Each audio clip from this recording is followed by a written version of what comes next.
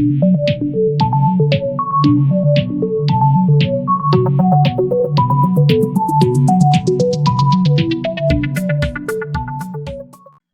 दोस्तों, मैं आपका दोस्त तुलसी अग्रवाल। आज हम लोग क्यू का इम्प्लीमेंटेशंस देखेंगे यूजिंग एन एरे। तो चलिए शुरू करते हैं हम लोग एरे के थ्रू क्यू का इम्प्लीमेंटेशंस को। अगर हम लोग मेन लॉजिक देखें तो हमारा क्या होता है, जिस तरीके से स्टैक के अंदर में हम लोग काम करते थे, जब हमारा एक भी एलिमेंट नहीं होता था इस क्यू के अंदर में, तो टॉप हमारा -1 पर रहता था। उसी तरीके से हम लोग यहाँ पर क्यू में भी सेम चीज करेंगे। जब हमारा एक भी एलिमेंट नहीं होगा क्यू के अंदर में, तो हम लोग का रियर और फ्रंट ये दोनों क्या होगा, -1 पर होगा। जैसे ही कोई भी एक एलिमेंट आ जाएगा, तो वो एलिमेंट पर हमारा क्या आ जाएगा कि जीरो इंडेक्स पर, तो रियर और फ्रंट दोनों जीरो इंडेक्स पर आ जाएगा। तो इनिशियलाइजेशन में हम लोग का क्या होगा, रियर भी क्या होगा -1 और फ्रंट भी क्या होगा -1। एक ये लॉजिक हम आप लोगों को दिखा रहे हैं, वो क्या है, मेन फंक्शन से इनक्यू और डीक्यू का फंक्शंस को किस तरीके से हम लोग कॉल कराएंगे, और वो फंक्शन नीचे में हमारा डिफाइन रहेगा।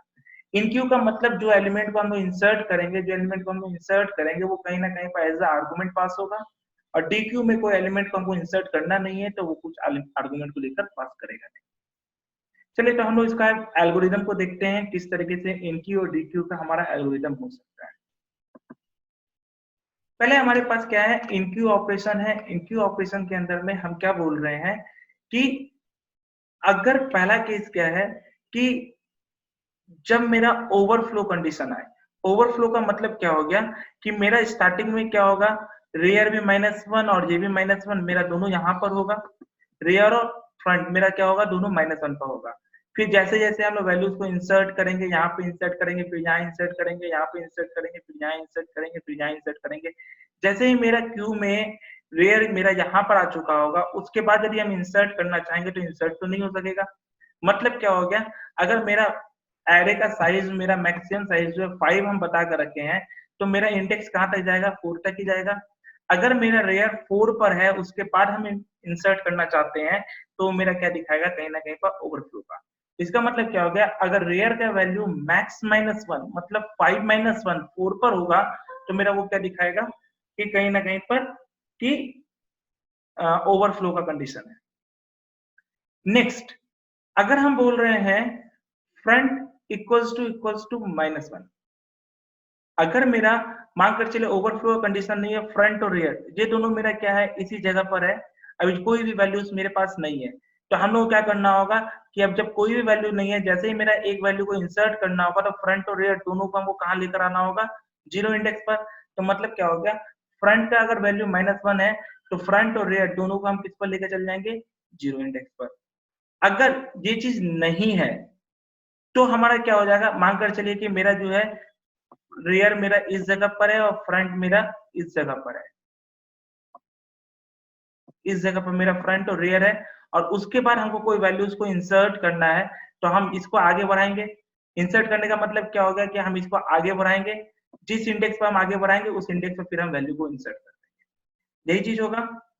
तो ये किस तरीके से होगा उसको हम लोग आज देखते हैं। तो यहाँ पर क्या है कि फ्रंट का अगर वैल्यू -1 था, तो हम दोनों को क्या किए, 0 0 कर दिए, दोनों को यहाँ पर लेकर आ गए। अगर मेरा वैसा नहीं है, तो रेयर का वैल्यू हम इंक्रीमेंट करेंगे और उस इंडेक्स पर हम वैल्यू को डाल देंगे, जिस तरीके से स्टैक में हम लोग टॉप के साथ काम करते हैं। और जो इंडेक्स पर मेरे पास आएगा, उस इंडेक्स पर क्यू में हम लोग उस आइटम को इंसर्ट करते हैं। तो हम लोग एग्जांपल के थ्रू देखते हैं किस तरीके से हम लोग कर सकते हैं। अगर मेरा स्टार्टिंग में फ्रंट और रियर मेरा -1 पर है, देखते हैं किस तरीके से हम लोग काम कर सकते हैं। अगर मेरा स्टार्टिंग में फ्रंट और रियर मेरा इस जगह पर है, और हमको एक ऑपरेशन दिया हुआ है कि पहले 5 इंसर्ट करो, फिर 4, फिर 6, फिर 3, फिर 1, फिर 2, ये सारे वैल्यूज को हमको इंसर्ट करना है। तो पहले 5 को इंसर्ट करना है, तो हम पहले यहाँ पर देखेंगे क्या रेयर का वैल्यू मेरा कहाँ पर होगा, ऑब्वियस है -1 पर। तो रेयर का वैल्यू क्या मैक्स -1 है, नहीं है, तो ये इफ कंडीशन रन नहीं करेगा, नीचे में आ जाएगा। क्या फ्रंट का वैल्यू -1 है, हाँ है। तो फ्रंट का वैल्यू -1 है, तो हम क्या किए, फ्रंट और रियर दोनों को क्या कर दिए, 0 0 कर दिए। जैसे हम फ्रंट का वैल्यू को 0 कर देंगे और रियर का वैल्यू को 0 कर देंगे, तो इसका मतलब क्या हो गया, ये दोनों मेरा कहाँ पर चला जाएगा, 0 इंडेक्स पर। तो ये फ्रंट में मेरा कहाँ आ गया, 0 इंडेक्स पर, और रेयर भी मेरा कहाँ आ जाएगा, 0 इंडेक्स पर। क्लियर है? ये दोनों मेरा किसको इंडिकेट करने का रहेगा, 0 इंडेक्स पर। कोई दिक्कत नहीं है, यहाँ तक आ गया। और उसके बाद फिर एल्स तो रन नहीं करेगा, फिर हम क्या बोल रहे हैं, क्यू ऑफ रेयर में वो आइटम डाल देंगे। तो क्यू ऑफ रेयर, रेयर का वैल्यू कितना, 0, तो क्यू ऑफ 0 मतलब यहाँ पर 0 इंडेक्स पर हम क्या का वैल्यू डाल देंगे, 5 का वैल्यू डाल। क्लियर है? फिर से हमको बोला जा रहा है 4 वैल्यू डालना है, फिर से यहाँ पर इधर आता है, रेयर का वैल्यू देख रहे हैं क्या, मेरा मैक्स माइनस 1, रेयर का वैल्यू कितना है, 0, क्या जी बराबर है, नहीं है, तो इस कंडीशन में रन नहीं करेगा, नीचे आएगा। क्या फ्रंट का वैल्यू -1 है, नहीं है, इधर वाला पार्ट में आएगा। Rear equal to rear plus 1, तो मतलब रेयर का वैल्यू कितना कर देना है, 1 कर देना है। तो मेरा यहाँ पर रेयर का वैल्यू जैसे 1 कर दिए, तो रेयर मेरा किसको पॉइंट करने लगेगा, इस इंडेक्स को। और फिर हम क्या बोल रहे हैं एक कंडीशन के नीचे में, क्यू ऑफ रेयर मतलब क्यू ऑफ 1 में कितना वैल्यू डालना है, जो आइटम डालना था, तो हम यहाँ पे क्या डाल दिए, 4। क्लियर है? फिर हम लोग देख रहे हैं क्या, 6 वैल्यू डालना है, तो ऊपर में आए, रेयर का वैल्यू कितना है, 1, 1 इज इक्वल टू 5 माइनस 1 है, नहीं है, तो ये कंडीशन रन नहीं करेगा, नीचे आएगा। क्या फ्रंट -1 है, नहीं है, इधर से आएगा। रेयर का वैल्यू 1 से इंक्रीमेंट कर देना है। रेयर का वैल्यू जैसे 1 से इंक्रीमेंट कर दिए, तो मेरा रेयर कहाँ चला गया, इस जगह पर, सेकंड इंडेक्स पर। जैसे रेयर मेरा इस जगह पर आया, उसके बाद क्या बोल रहा है, क्यू ऑफ दैट रेयर मतलब कि सेकंड इंडेक्स पर हमको कितना वैल्यू डाल देना है, वो आइटम को, आइटम मेरा कितना था, 6, तो हम 6 में डाल देंगे। क्लियर है? फिर से हमको क्या डालना है, 3 डालना है। यहाँ पर रेयर का वैल्यू मैक्स -1 है, नहीं है। यहाँ पर है क्या, फ्रंट इक्वल टू -1 है, नहीं है, तो रेयर का वैल्यू 1 से इंक्रीमेंट कर देना है। रेयर का वैल्यू 1 से इंक्रीमेंट जैसे ही किए, तो रेयर मेरा कहाँ चला गया, इस जगह पर। अब रेयर यहाँ पे चला गया, फिर हम बोल रहे हैं क्यू ऑफ दैट रेयर में हमको क्या वैल्यू डाल देना है, 3 डाल देना है। तो हम यहाँ पे क्या डाल दिए, 3 डाल दिए। फिर हम लोग क्या है, एक और वैल्यू को डालना था 1 को, तो यहाँ पर हम लोग चेक किए, रेयर इक्वल टू मैक्स -1 है, मैक्स का वैल्यू कितना है, 5 है यहाँ पर हमारे पास, तो 5 - 1 4 नहीं है, क्योंकि रेयर का वैल्यू कितना है, 3 है। तो यहाँ पर हम क्या करेंगे, फ्रंट इक्वल टू -1 चेक करेंगे, नहीं ये भी नहीं है, क्योंकि रेयर फ्रंट का वैल्यू कितना है, 0 है। अब rear equal to rear plus 1 check करेंगे, इंक्रीमेंट करेंगे, तो रेयर का वैल्यू हम लोग कितना कर देंगे, 4 कर देंगे। जैसे रेयर का वैल्यू 4 कर दिए, तो ये मेरा क्या हो गया, इंक्रीमेंट होकर इस इंडेक्स पर आ गया। और इस इंडेक्स में आने के बाद हम क्या बोल रहे हैं, दैट इंडेक्स में आइटम का वैल्यू डाल देना, आइटम का वैल्यू मेरा कितना है, 1 है, तो हम यहाँ डाल। क्लियर है? अब यहाँ पर फिर से बोला जा रहा है एक और वैल्यू को इंसर्ट करना है, वो है 2 को। तो हम यहाँ पर आए, क्या रेयर, रेयर का वैल्यू कितना, 4, 4 इक्वल टू 5 - 1 है, हाँ है। तो इसका मतलब ये क्या प्रिंट करने के लिए बोल देगा, ओवरफ्लो। ओवरफ्लो मतलब क्या होगा, 2 को इंसर्ट हम नहीं कर सकते। क्लियर है? ये लॉजिक के हिसाब से हम लोग का सारा प्रोग्राम बन कर जाएगा, कोई दिक्कत नहीं है। एक चीज खाली ध्यान रखने का चीज है, वो क्या चीज है, मेरा क्यू कहां से लेकर कहां तक लाई करता है, फ्रंट से रेयर के बीच का ही मेरा क्यू लाई करता है। कभी फ्रंट के बिफोर मेरा क्यू नहीं होगा, कभी रेयर के आफ्टर मेरा क्यू नहीं होगा। क्लियर है? अब हम लोग देखते हैं डीक्यू का ऑपरेशन। डीक्यू के ऑपरेशंस में हम लोग यहाँ पे क्या बोल रहे हैं कि पहले हम लोग क्या चेक करेंगे कि अंडरफ्लो का कंडीशन। मेरा अंडरफ्लो का कंडीशन कब होता था, जब फ्रंट और रेयर दोनों में क्या होता है, -1, मतलब दोनों कोई भी इंडेक्स को पॉइंट नहीं कर रहा है, तो मेरा क्या हो जाएगा, अंडरफ्लो का कंडीशन। अगर मेरा फ्रंट और रेयर दोनों एक ही इंडेक्स पर है, मतलब मानकर चलिए कि मेरा फ्रंट यहाँ पर अभी 2 इंडेक्स पर था, और हम पहले एक वैल्यू को डिलीट किए, तो मेरा रेयर कहाँ जाएगा, इस जगह पर। फिर एक और वैल्यू को डिलीट किए, तो मेरा रेयर कहाँ जाएगा, इसी जगह पर। और इसका मतलब क्या, फ्रंट और रेयर एक ही जगह पर है, बराबर है, इसका मतलब क्या होगा, एक ही वैल्यू है। उस वैल्यू है, तो हम क्या करेंगे, सीधा सीधी हम क्या करेंगे, दोनों को हम -1 पर लेकर आ जाएंगे। मतलब उस वैल्यू को भी डिलीट किए, तो हम ये मान के चलेंगे यहाँ पर कुछ भी नहीं है, दोनों का दोनों स्टार्टिंग इंडेक्स पर आ गया। क्योंकि स्टार्टिंग इंडेक्स पर हम बोले थे फ्रंट और रेयर दोनों मेरा -1 होगा, इसका मतलब अभी तक कोई भी वैल्यूज नहीं है। तो सिंगल वैल्यू रहेगा, तो हम फ्रंट और रेयर का वैल्यू क्या करेंगे, -1 कर देंगे। अगर वैसा चीज नहीं है, तो डिलीट करने के लिए क्या करते हैं, सिर्फ फ्रंट के इंडेक्स को हम लोग आगे की ओर बढ़ाते हैं। जिस तरीके से हम लोग स्टैक में भी करते थे, उसी तरीके से हम लोग इसमें भी आगे बढ़ा देंगे। क्लियर है? ये लॉजिक लगाकर हम लोग क्या करेंगे, डीक्यू का ऑपरेशंस भी हम लोग कर सकते हैं आराम से। ये था हमारा एल्गोरिदम डीक्यू और इनक्यू का। अब हम लोग क्या करेंगे, आगे देखेंगे इसका प्रोग्राम को हम लोग किस तरीके से कर सकते हैं। यहाँ पर हम लोग क्या कर रहे हैं कि क्यू का इम्प्लीमेंटेशन करेंगे, तो हमारा सबसे पहला काम क्या होगा, एक क्यू ले लेते हैं, क्यू ले लिए, उसका साइज हम लोग ले लिए 5 साइज का, कोई दिक्कत नहीं है यहाँ तक। और उसके बाद हम लोग क्या कर रहे हैं, दो मेरे पास वेरिएबल आ जाएगा, इंट फ्रंट इक्वल्स टू -1 और दूसरा क्या आ जाएगा int rear equal to -1। Clear है? अब उसके बाद फिर हमारा क्या होगा, मेन फंक्शन हमको बनाना है, void main, और यहाँ पर हम लोग सिंपल सा जो हम लोग एग्जांपल लिए थे वैल्यूज को इंसर्ट कराने के लिए, वैसे एक एग्जांपल लेते हैं इंसर्ट कराने के लिए और फिर डिलीट कराने के लिए। तो उसके लिए जिस तरीके से हम लोग स्टैक के अंदर में काम कर रहे थे और क्यू के अंदर में काम कर रहे थे, सेम वही लॉजिक और वही प्रोग्राम के हिसाब से हम लोग काम करते हैं। चलिए तो हम लोग देखते हैं यहाँ पर हम लोग क्या किए, डू व्हाइल लूप ले लेते हैं, व्हाइल लूप के हिसाब से कर लेते हैं। व्हाइल मेरा 1 लेकर चले हैं, इस जगह पर क्या बोल रहे हैं, सबसे पहले क्या आ जाएगा, printer slash n press 1 2 insert या इन क्यू लिख देते हैं,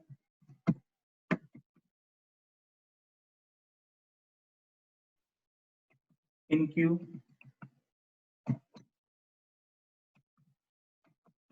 printf slash n press 2 2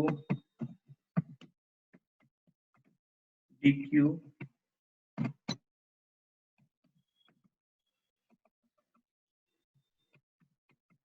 printer slash n press 0 to exit. जैसे हम लोग पहले करते थे, लिंक लिस्ट में भी हम लोग उसी तरीके से किए थे, स्टैक में भी हम लोग उसी तरीके से थे, सेम फॉर्मेट हम लोग यहाँ पर भी अपना रहे हैं। Printf slash n enter your option, double colon लगा देते हैं तो देखने में ठीक रहेगा। Scanf slash n, sorry scanf है, एम्परसेंट %t एम्परसेंट opt लेकर चलते थे हम लोग, ऑप्शंस एक वेरिएबल ले लेंगे और फिर स्विच केस इसी के ऊपर में लग जाएगा, opt के ऊपर में। क्लियर है? अब यहाँ पर क्या है, पहला वाला केस है case 1।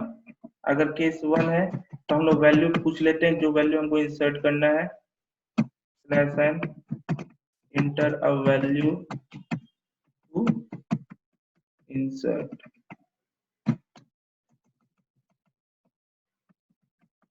scanf %d %val। Clear है? ये वैल्यू ले लिया और यहाँ से हम लोग क्या करेंगे, फंक्शन को कॉल करा लेंगे। तो इन क्यू के नाम से एक फंक्शन बना लेते हैं।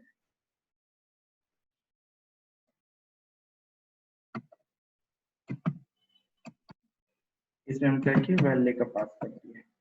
क्लियर है? ये चीज हो गया। दो वेरिएबल हम लोग ऊपर में एक बार डिफाइन कर लेते हैं। तो हमारे पास दो वेरिएबल कौन कौन सा हो गया, पहला तो वैल्यू हो गया इंट opt और दूसरा क्या हो जाएगा, val। क्लियर है? अब यहाँ पर अपना इसको ब्रेक करके हम लोग दूसरा केस लिखते हैं, केस 2। इसमें हमारा क्या हो जाएगा, सीधा dq का फंक्शन को कॉल करा लेते हैं, dq के फंक्शन को कॉल करा लिए, ये मेरा क्या हो जाएगा, ब्रेक। क्लियर है? और यहाँ पर केस 0, ये अपना क्या हो जाएगा, एक्सिट 0। क्लियर है यहाँ तक? ये स्विच केस अपना हो गया, व्हाइल लूप हो गया और ये मेरा मेन फंक्शन हो गया। क्लियर है? अब हम लोग फंक्शन को लिखेंगे। तो सबसे पहले मेरा कौन सा फंक्शन हो जाएगा, इनक्यू वाला फंक्शन हो जाएगा। तो इनक्यू वाला फंक्शन के लिए क्या हो गया, void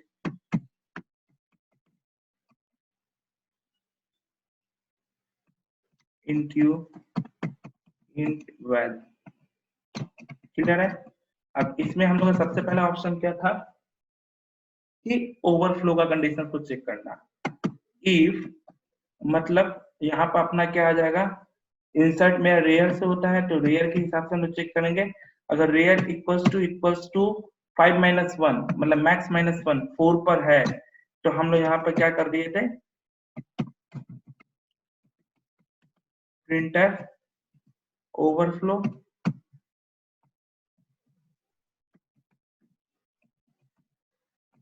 क्लियर है, और यहाँ से क्या हो गया रिटर्न। अगर ऐसा नहीं है तो फिर कंडीशन चेक करेंगे क्या एक भी वैल्यू है या नहीं है, तो उसके लिए क्या हो जाएगा, इफ रेयर इक्वल्स टू -1 है, चाहे रेयर ले लीजिए फ्रंट ले लीजिए, एक ही बात है। रेयर अगर -1 पर है तो हम क्या किए, रेयर को और साथ में फ्रंट को दोनों को हम किस पर लेके चल जाएंगे, 0 पर। अगर ऐसा नहीं है तो एल्स क्या हो जाएगा, फ्रंट को आगे बढ़ा देंगे, फ्रंट प्लस प्लस।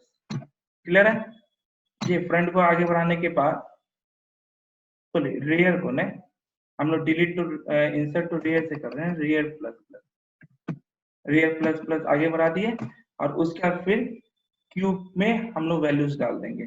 क्यू जो हम लोग लिए थे, क्या नाम का लिए थे, अरे क्यू के नाम से ही लिए थे, तो हम लोग यहाँ पर क्या आ जाएगा, Q U E U E Q, और रेयर इसमें क्या वैल्यू डाल दिए, वेल का वैल्यू। क्लियर है, ये अपना काम खत्म हो गया। अब उसके बाद अपना एक फंक्शन और आ गया, void dq, इसमें कोई आर्गुमेंट जाएगा नहीं, और इसमें हम लोग क्या चेक करेंगे पहले कि अंडरफ्लो का कंडीशन।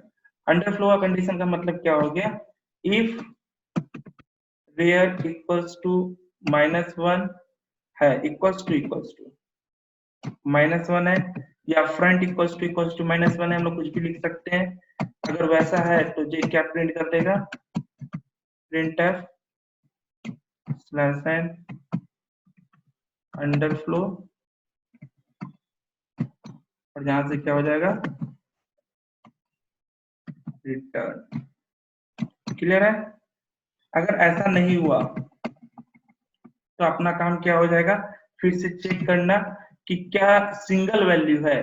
सिंगल वैल्यू कैसे पता लगेगा, अगर रेयर का वैल्यू और फ्रंट का वैल्यू सेम है तो क्या होगा, सिंगल वैल्यू के बारे में पता लगेगा। तो अगर सिंगल वैल्यू के बारे में है तो हम क्या करेंगे, पहला चीज तो ये काम हो जाएगा कि डिलीट करना है, जो वैल्यू को डिलीट करना है उसको हम लोग डिस्प्ले करा देते हैं। तो डिस्प्ले कराने का तरीका क्या हो जाएगा, इसी जगह पर पहले डिस्प्ले करा देते हैं, प्रिंटर, यहाँ पर हम लिखे %d वैल्यू इज डिलीटेड। अब यहाँ पर %d के बदले में क्या आ जाएगा, क्यू ऑफ फ्रंट, क्योंकि जब भी डिलीट होगा तो मैं फ्रंट से डिलीट होगा, वो आइटम को जो डिलीट करेंगे वो चीज कर दिए, और साथ में हम लोग यहाँ पर क्या करेंगे कि फ्रंट और रेयर दोनों को क्या कर देंगे, rear equals to front equals to -1, अगर एक वैल्यू है तो -1 पर लेकर चल जाएंगे। क्लियर है, अगर एक वैल्यू नहीं है तो अपना काम क्या हो जाएगा, फ्रंट का वैल्यू को खाली इंक्रीमेंट कर देंगे। तो हम फ्रंट का वैल्यू को इंक्रीमेंट करने के लिए फ्रंट प्लस प्लस, हाँ मेरा हो गया। इस तरीके से हम लोग कर जो है फ्रंट और रियर का वैल्यू लिख देंगे, और ऊपर में अब हम लोग क्या कर रहे हैं, इसका फंक्शन का प्रोटोटाइप डिफाइन कर देते हैं, void